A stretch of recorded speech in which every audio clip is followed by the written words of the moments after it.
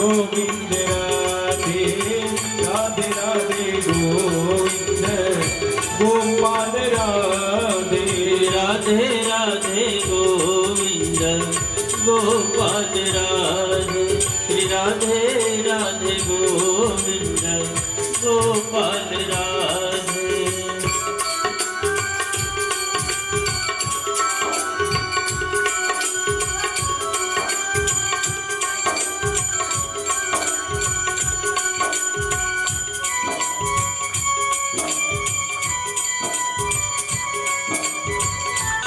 अधिपतेरखिलं मधुरं मधुराधिपतेरखिलं मधुरम्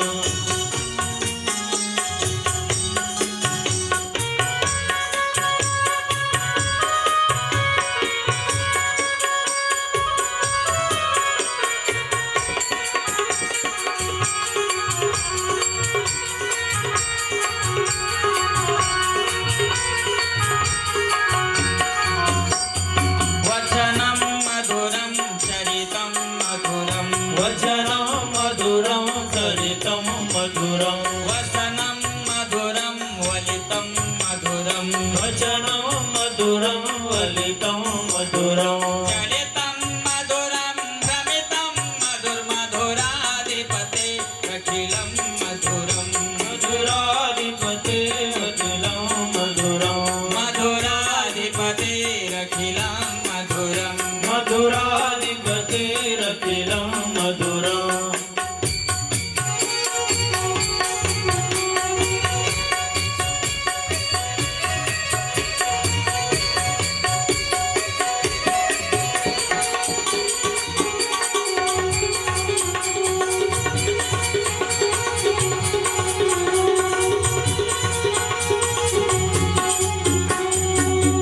वेणुर्मधुरा रेणुर्मधुरा रेणुर्मधुरं रेणुर्मधुरं पाणिर्मधुरं पादं मधुरा पाणिर्मधुरं पादं मधुरं नृत्यं मधुरं सन्दं मधुरं शुद्धं मधुरं सत्यं मधुरं मधुराधिपतेरखिलं मधुरं मधुराधिपतेरखिलं मधुरं मधुराधिपतेरखिलं मधुरं मधुराधिपतेरखिलं मधुरम् आगीतं मधुरं पीतं मधुरं गीतं मधुरं प्रीतं मधुरं भक्तं मधुरं सुप्तं मधुरं भजितं मधुरं एकदं मधुरं रूपं मधुरं तिलकं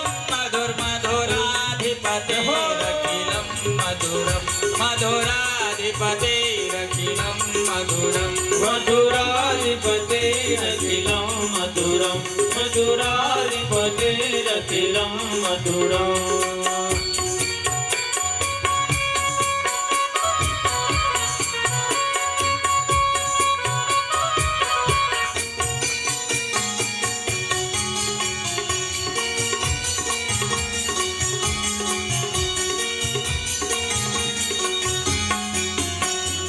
करणं मधुरं तरणं मधुरं करणं मधुरं चरणं मधुरं हरणं मधुरं रमणं मधुरं हरणं मधुरं स्मरणं मधुरं वमितं मधुरं शमितं मधुरमधुराधिपतेरखिलं मधुरं मधुराधिपतेरखिलं मधुरं मधुराधिपतेरखिलं मधुरं मधुराधिपतेरखिलं मधुरम् गोप्या मधुरा माला मधुरा गोप्या मधुरा माला मधुरं मथुरा यमुना वीचिर्मधुरा मधुराय मुरारीया मधुरं सलिलं मधुरं कमलं मधुरमधुराधिपतेरखिलं मधुरं मधुराधिपतेरखिलं मधुरं मधुराधिपतेरखिलं मधुरं मधुराधिपतेरखिलं मधुरम्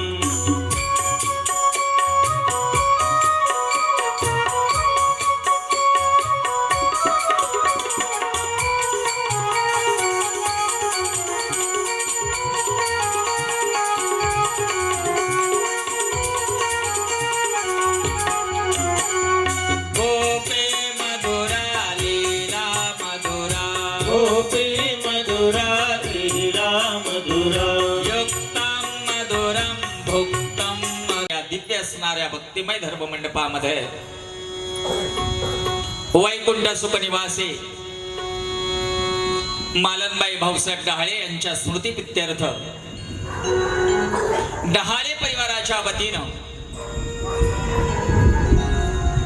मागील सर्व पिढ्यांचा उद्धार व्हावा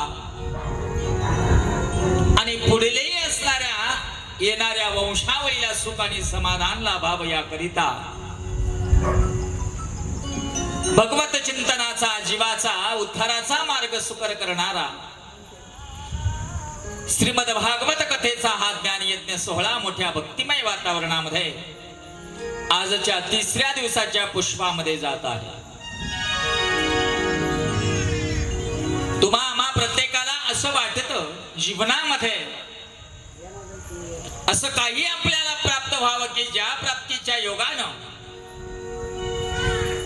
आपल्या जीवनामध्ये जे कष्ट आहे, जे दुःख आहे, जे संकट आहे ते दूर व्हावे. यदार्थ असा आहे की जीवाला कष्टापासून मुक्ती हवी आहे, संकटांपासून मुक्ती हवी आहे, दुःखापासून मुक्ती हवी आहे. देवादिकांच्या काळामध्ये आज कथेमध्ये हा विषय येणारच आहे की देवांना असं वाटायचं की या सृष्टीवर आपण अखंड राज्य करावं, परंतु कालाय तस्मै नमः, काळ कुणाकरिता थांबत नाही, मग काय करणार. आणि प्रकृतीचा धर्म जर म्हणाल तर देहाचं वय देखील थांबत नाही. अशा अवस्थेमध्ये देवादिकांना असं वाटलं की असं काहीतरी आपल्याला प्राप्त व्हावं की ज्या प्राप्तीच्या आधारानं या सृष्टीवर आपलं अस्तित्व कायम टिकून राहील. आणि म्हणून त्यांनी अमृताची अपेक्षा केली. अमृतानं देहच अमर होईल, अमृतानं देहाला मृत्यू येणार नाही.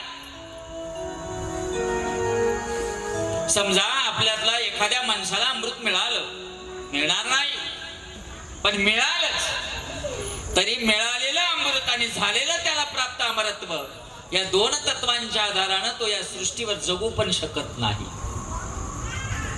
कारण ठराविक काळ गेल्यानंतर जीवाला या मृत्यू लोकामधला उभं येत असतो.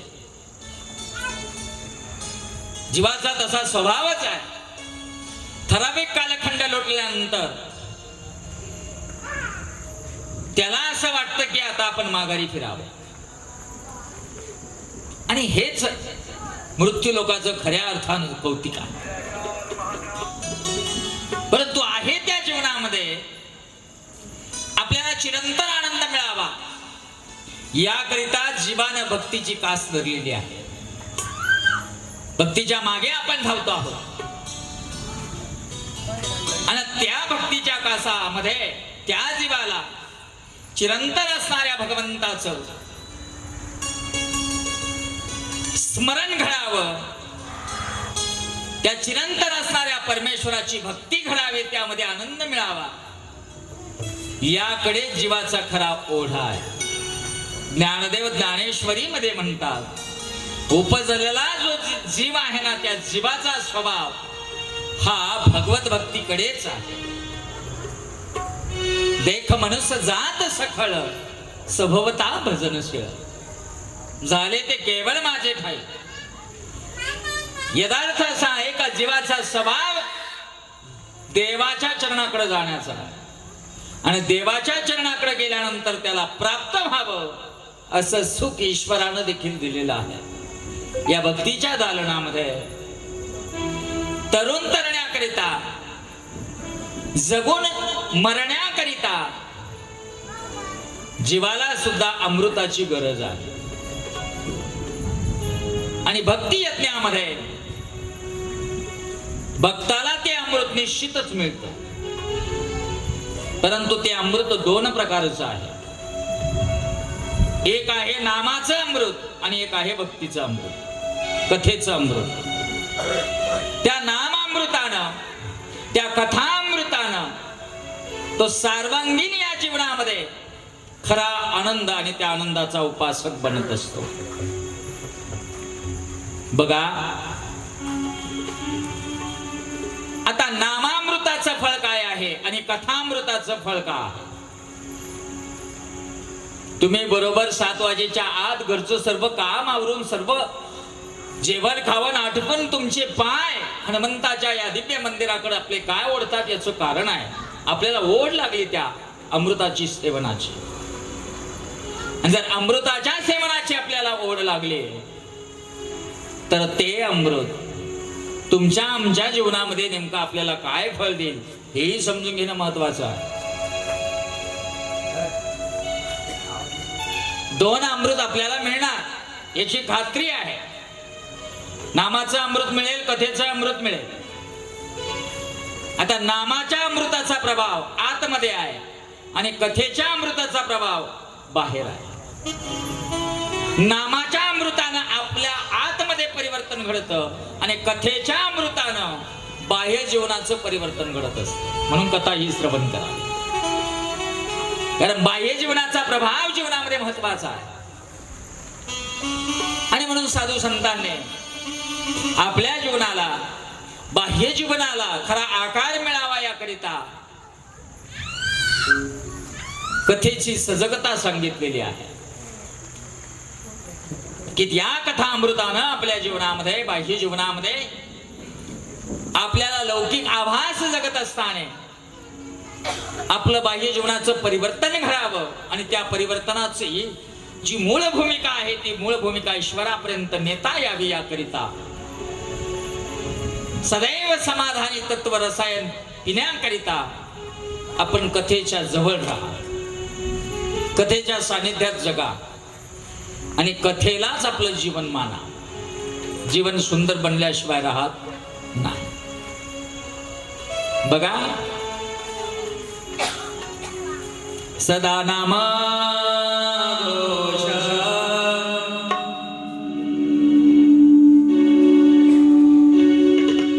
करो हरे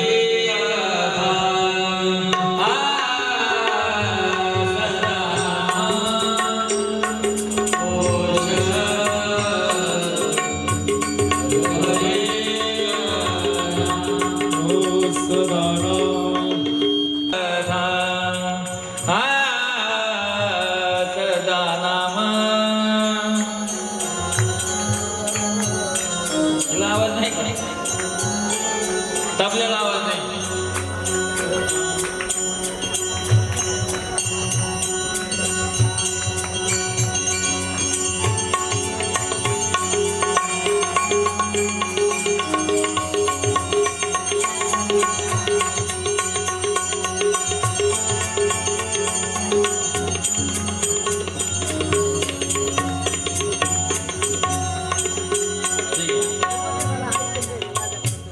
सदा नाम घोष करो हरि कथा तेने सदा चित्ता समाधान.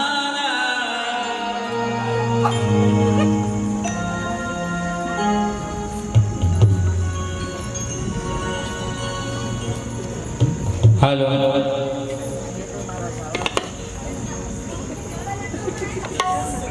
कोणीतरी घरी ना नवरेशी भांडून येईल असं होणारच नाही. उपाशी ठेवून येईल. उपाशी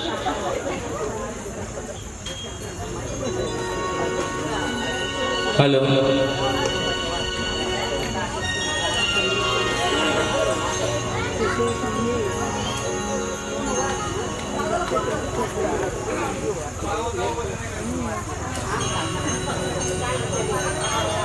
नाही यार तुरे बोलले.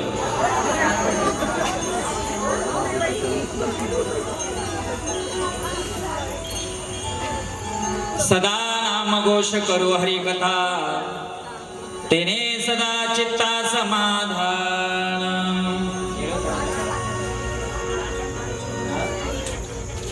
आता थोडा बोलता नाही फेक कमी करा, जास्त झाला. हॅलो,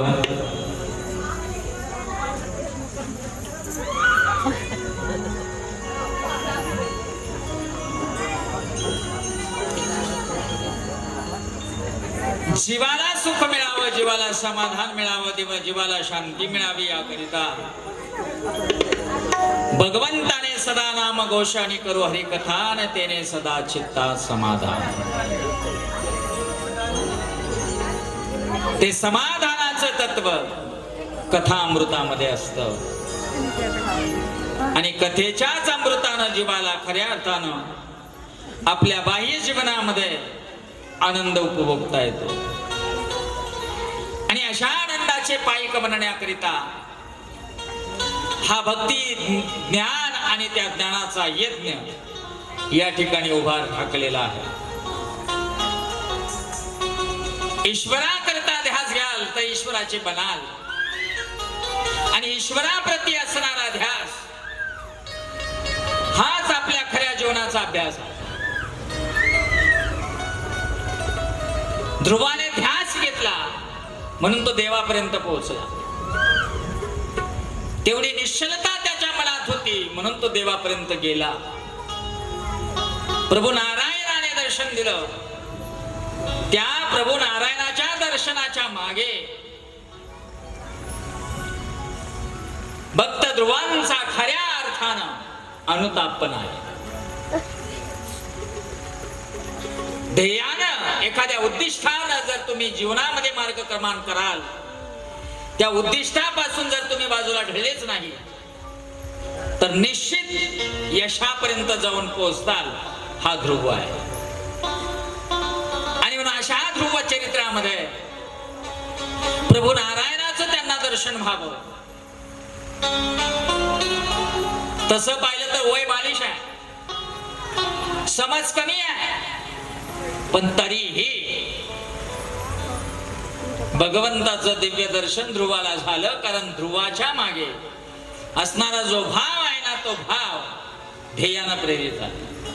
बघा, जेव्हा ईश्वराची भेट झाली, देवाची भेट झाली, तेव्हा प्रभू नारायण म्हणाले, ध्रुव मी प्रसन्न झालोस, तुला काय हवंय ते मी देतो. देव तर देण्याकरताच बसला म्हणून त्याला देणारा असतो, म्हणून त्याला देव म्हणतात. तुम्ही आम्ही घेणारे आहोत म्हणून जीव आहोत. परंतु देवाचं बघा, त्यानं देण्याकरिता ध्रुवाला सांगितलं, बोल, तुला जे पाहिजे मी ते देतो. मागितलं असतं तर ध्रुवानं काहीही मिळवू शकत होत. देवाजवळ जाऊन ध्रुव भगवंताला म्हणू शकत होता, मला अनेक कल्प राज्य दे, दिलं असत. परंतु ध्रुव म्हणाला, नाही देवा, तुम्हाला जे योग्य वाटतं ना तेच तुम्ही मला द्यावं, ही माझी इच्छा आहे. समजा भगवंत आपल्याला प्रसन्न झाले, देव आपल्याला प्रसन्न झाला आणि देव म्हणाला, बोला तुम्हाला काय हवंय. तर कागद भर यादी आपली तयार आहे, इको कमी करा. आणि कागद भर यादी आपली कमी, ती यादी आपण तरी पण आपलं मागणं कमीच राहील. काहीतरी अजून मागावं, काहीतरी अजून मागावं. देवावर सोडा तुम्ही, तुम्हाला जे हवं आहे ना ते देवावर सोडा, मग देवाकडनं घ्या.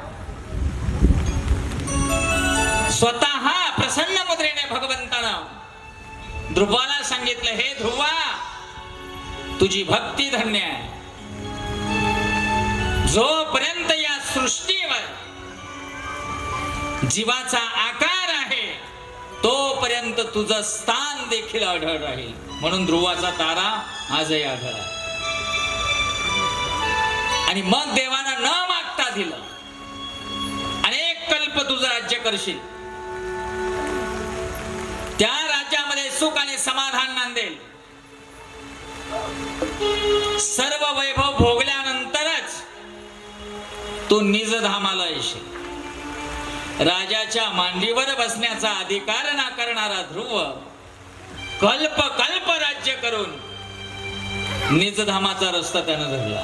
बघा, ही देवाच्या प्रती असणारी ध्रुवाची तीव्र जिज्ञासा आहे का, त्या जिज्ञासाचं फळ ध्रुवाला जेवढ्या पाहिजे त्याच्यापेक्षा व्यापक प्रमाणात मिळालं. राज्य देतो तर नको म्हणाले ध्रुव, हे माया आहे, मला मायेत अटकायचं नाही. तुम्हाला जर देव भेटला आणि देव म्हणाला तुमच्या प्रपंचामध्ये तुम्हाला जेवढं पाहिजे तेवढं सुख मी देतो, आपण लगेच म्हणाल जीवन धन्य झालं आमचं. ही सर्व माया आहे आणि या मायेमध्ये आपण फसलेलो जीव आहोत. नीट विचार करा. ही वाटते, दिसते, भासते तशी नाही आहे, ही फक्त फसवते, म्हणून तिला माया म्हणतात. मा म्हणजे नाही, या म्हणजे अस्तित्व. जे नाही त्याचं अस्तित्व आम्हाला जाणवतं, याला माया म्हणतात. आणि या मायेमध्ये मला गुंतायचं नाही असं ध्रुव म्हणत होते. ध्रुवाचं अनुष्ठान सफल झालं. कोणीतरी वडिलांना निरोप दिला, उत्तानपादाला निरोप दिला की तुमचा मुलगा ईश्वरापर्यंत गेला, ईश्वराचं दर्शन घेऊन धन्य झाला. धावत धावत आला, धावत धावत. तुम्ही जेव्हा विशेष काहीतरी कराल तेव्हा जग तुमच्या पाठीमागे येणार आहे. परंतु जोपर्यंत तुम्ही मला पाहन पान फुलवा म्हणताल तोपर्यंत तुमची किंमत झिरो आहे. प्रसिद्धीच्या मागे लागूच नका. भागवत सांगतं, स्वतःला सिद्ध केलं ना, प्रसिद्धी आपोआप तुमच्या मागे येईल. ध्रुवाने स्वतःला सिद्ध केलं. सारण नगर वनाकडे धावत आलं ध्रुवाचं स्वागत करण्याकरिता. बाप म्हणाला चुकलो ध्रुवा. बाप हात जोडू लागला तेव्हा ध्रुव उठले आणि म्हणाले, प्रभू तुम्ही माझे वडील तर आहात, पण तुम्ही माझे मार्गदर्शक आहात. तुम्ही जर मला मांडीवरनं त्यागलं नसतं तर मी देवापर्यंत गेलो नसतो. विलासी जीवन माणसाला देवापासून दूर नेत असतं. म्हणून देवाने ना आपल्याला कायम हाकलीत राहावं, स्वतः जवळ बसून घेऊ नये. देवानं आपल्याला हक्कलं का आपण जागेवर राहू. सुख एवढं पण मागू नका का त्या सुखाच्या आभासामध्ये आपण स्वतःला सुद्धा विसरून जाऊ.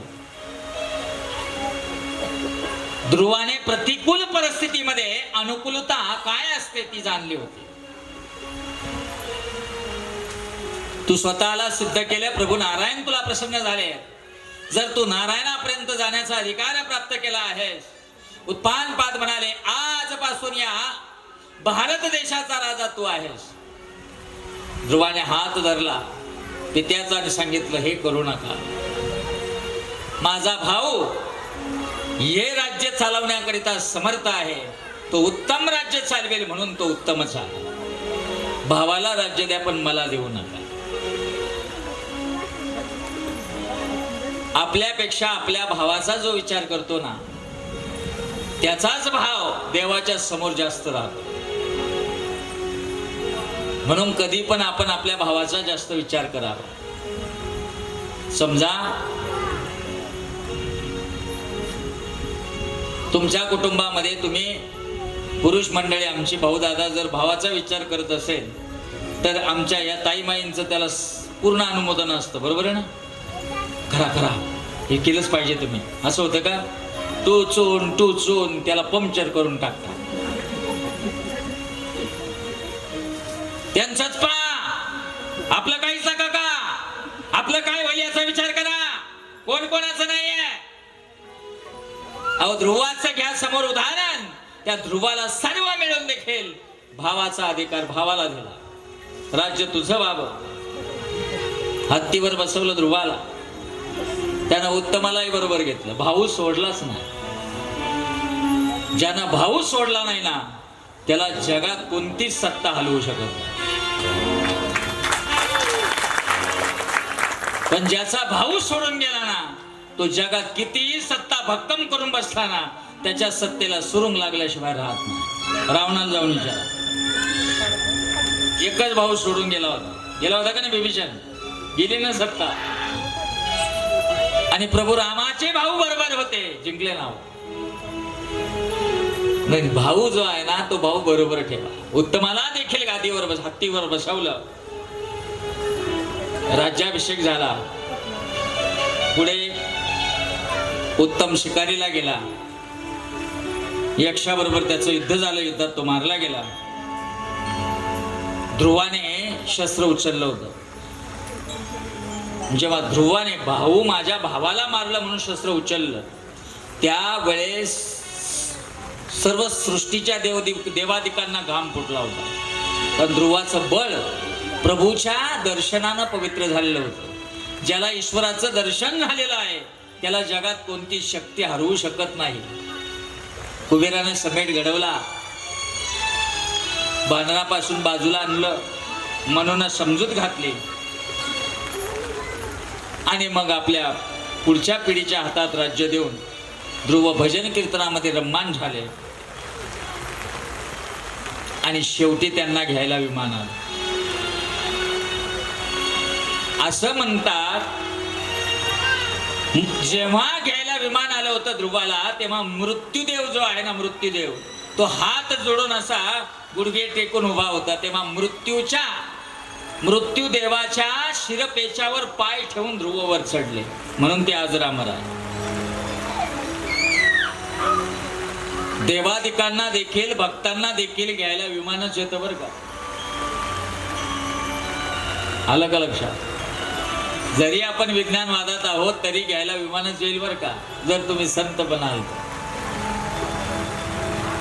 कळलं असेल माझं बोलणं कोणत्या दृष्टीनं चालेल.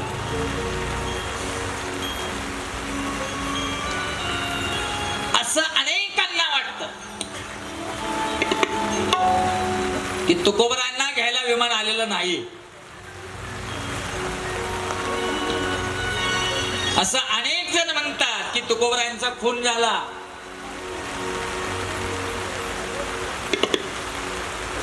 ओघाना विषय निघाला विमानावरून म्हणून बोललो. पण मला एक सांगा, ज्या तुकोबरायांच्या पत्नीच्या पायात काटा घुसला तर पांडुरंग परमात्म्यानं काढला, बरोबर आहे ना? त्या तुकोबरायांवर जर असा आघात होत असेल तेव्हा माझा पांडुरंग परमात्मा झोपला असेल का? तो असं होऊ देईल का? आणि जर त्यांना असं होऊ देत असेल पांडुरंग परमात्मा, डोळ्या देखत भक्ताचा एखाद्याचा खून होत असेल तरी भगवंत एवढे अधिकारी तुकोबराय असून देखील तुकोबरायांना वाचवत नसेल तर आपणही पांडुरंगाची भक्ती का करावी? मुळात असं नाहीये. तुकोबांना घ्यायला वैकुंठातनं विमानच आलंय आणि ते सदेहच वैकुंठाला गेले. विज्ञानवादाचा जर तुम्ही आधार घ्याल, विज्ञानात ह्या गोष्टी मान्य नाही. विज्ञानाला काहीच मान्य नाही. विज्ञानाला देवही मान्य नाही. विज्ञानाचं काय घेऊन बसले? अहो, जिथं विज्ञान संपलं ना तिथून अध्यात्माची निर्मिती आहे. विज्ञान काय घेऊन बसले? नीट विचार करा. विज्ञानानं आत्मचैतन्यापर्यंत सर्व काही केलेलं आहे.